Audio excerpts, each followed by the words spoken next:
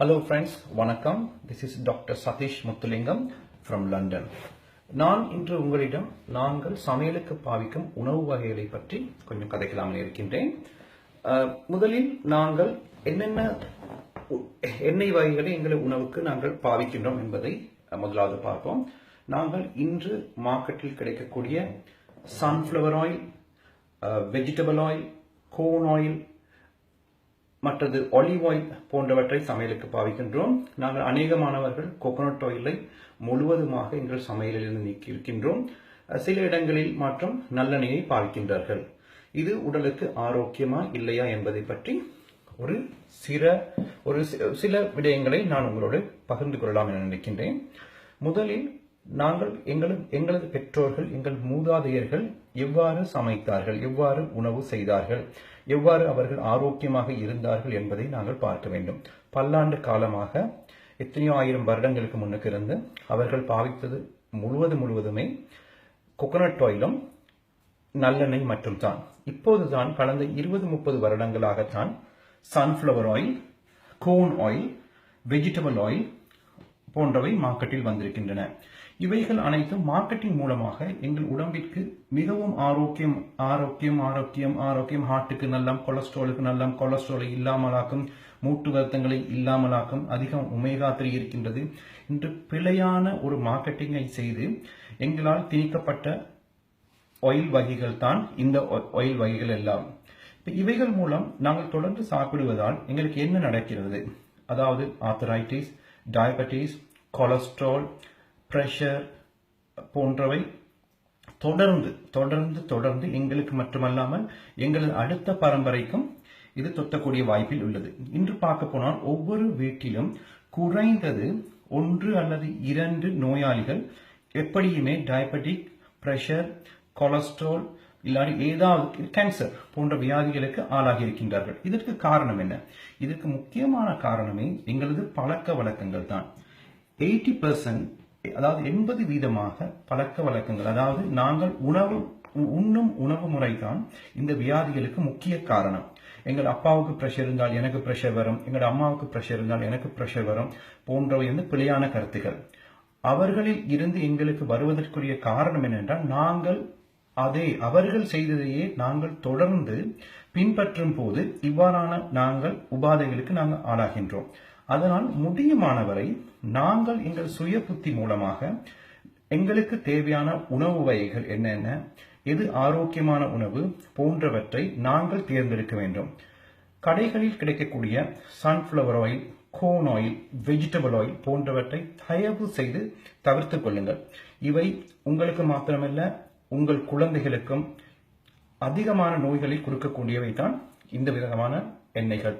முடியுமானவரை செக்கில் ஆட்டிய தேங்காய் எண்ணெய், மற்றது நல்லெண்ணெய், செக்கில் ஆட்டிய நல்லெண்ணெய் போன்றவற்றை, அதாவது cold press coconut oil, virgin coconut oil போன்றவற்றை கிடைக்கக்கூடிய இலங்கை, இந்தியா, மலேசியா போன்ற கண்ட்ரிகள் எடுக்கக்கூடியதாக இருக்கும். அதே மாதிரி ஈரோப்பில் இருப்பவர்கள் கூட இவ்வாறான எண்ணெய்களை இலகுவாக உங்களுக்கு பெறக்கூடியதாக இருக்கும். இந்த எண்ணெய்களை உங்களது சமையலுக்கு பாவியுங்கள். அதாவது எங்கள் ஏசியன் குக்கிங்கை பொறுத்தவரை எங்களது குக்கிங்கில் நாங்கள் அநேகமாக டீப் ஃப்ரை நாங்கள் செய்வதுண்டு. இந்த டீப் ஃப்ரைக்கு உகந்தது கோகோனட் ஆயிலும் நல்லெண்ணெய் மாத்திரமே. அதைவிட உங்களுக்கு பட்டர், நெய் போன்றவற்றை நீங்கள் குக்கிங்க்கு ஆட் பண்ணிக்கொள்ளலாம். இவையும் உடம்புக்கு ஆரோக்கியமானதுதான். முடியுமானவரை நான் சொன்ன சன்ஃப்ளவர் ஆயில், மற்றது எங்களது sunflower oil, corn oil, vegetable oil போன்ற எல்லா விதமான ஆயில்களையும் உங்கள் குக்கிங்கில் இருந்து முழுதுமாக நீங்கள் அழித்து விடுங்கள். இதனால் உங்களுக்கு உங்கள் வாழ்க்கையில் ஒழுங்கான வியாதிகளற்ற நல்ல ஒரு குடும்பமாக நீங்கள் வாழ முடியும். அத்துடன் நீங்கள் அதாவது மருந்துகளுக்கு நீங்கள் செலவழிக்கும் பணத்தையும் விரயமாக்கும் பணத்தையும் நீங்கள் சேமித்துக் கொள்ளக்கூடியதாக இருக்கும். நான் திரும்ப இந்த sunflower oil, corn oil, vegetable oil பற்றி சொல்வதற்கு காரணம் என்னவென்றால் இன்று மார்க்கெட்டிங்கில் இவைகள் தான் முக்கிய இடம் பிடித்திருக்கின்றது. எதை எடுத்தாலும், நீங்கள் பானை எடுத்தாலும், ரொட்டியை எடுத்தாலும், பிஸ்கட்டை எடுத்தாலும், எல்லா இடத்திலும் இந்த vegetable oil, corn oil, sunflower ஆயில்களின் ஆதிக்கம் அதிகமாகவே இருக்கின்றது. ஒரு பொருட்களை ஷெல்ஃப் லைஃபில் 3 மாதம், 6 மாதம், 1 வருடம் வைத்துக் கொள்ள வைத்துக் கொள்ள வேண்டி அதற்கு கட்டாயம் இந்த விதமான ஆயில்கள் வந்து பாவிக்கப்படுகின்றன. நான் உங்களுக்கு ஃபேட் சம்பந்தமாக கூட நான் உங்களுக்கு விளக்கம் தரும்போது உங்களுக்கு கூட குழப்பம் அடைவீர்கள். முதலில் நான் சொல்லும் இந்த எண்ணெய் வகைகளை நீங்கள் தவிர்ப்பதன் மூலமாக உங்கள் வாழ்க்கையில் ஒரு ஆரோக்கியமான நிலையை நீங்கள் அடையக்கூடியதாக இருக்கும். அத்துடன் நீங்கள் ஒரு முறை பாவித்த எண்ணெயை திரும்ப திரும்ப குக்கிங்க்கு பாவிக்காதீர்கள். அதாவது ஒரு முறை பொரித்த இல்லது வறுத்த எண்ணெயை சிலருக்கு இருக்கிற பழக்கம் அந்த எண்ணெயை சேமித்து வைத்து திருப்பி இன்னொரு குக்கிங்க்கு பாவிப்பார்கள். அதை பாவிக்காதீர்கள். இதன் மூலம் டீப் ஃப்ரை செய்யும் போது இல்லாட்டி ஃப்ரை பண்ணும் போது டாக்ஸின் வெளியேற்றப்படுகின்றது.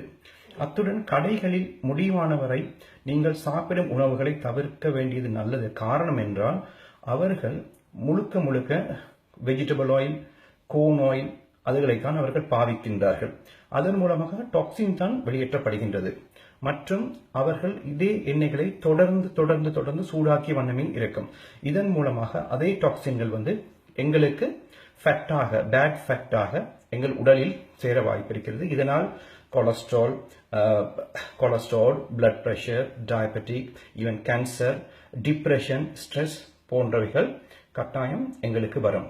அதனால் நாங்கள் முடியுமானவரை கடையில் போனாலும் கடையில் உண்ணுவது பிழை அல்ல.